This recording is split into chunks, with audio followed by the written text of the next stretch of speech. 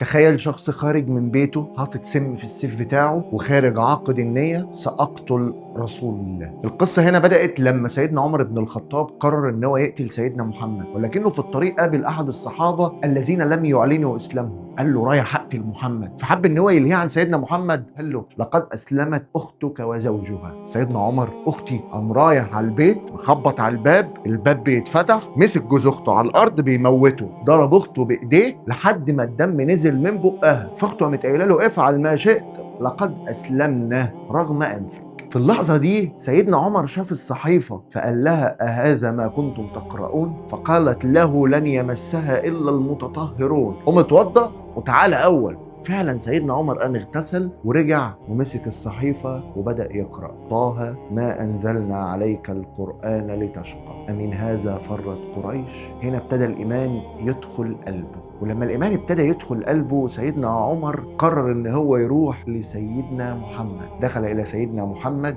كان واقف له سيدنا حمزة بن عبد المطلب. سيدنا عمر أول ما دخل سيدنا محمد أمسك به وقال له ألم يحن يا عمر أن تدخل الإسلام؟ قال له سيدنا عمر بن الخطاب أشهد أن لا إله إلا الله وأشهد أنك رسول الله. وخرج المسلمين لأول مرة جهرا يصلون عند الكعبة في صفين، صف بقيادة عمر بن الخطاب وصف بقيادة حمزة بن عبد المطلب. سيدنا عمر بن الخطاب إسلامه كان قوة، وكان تفرقة ما بين الظلم والعدل، وكان حق.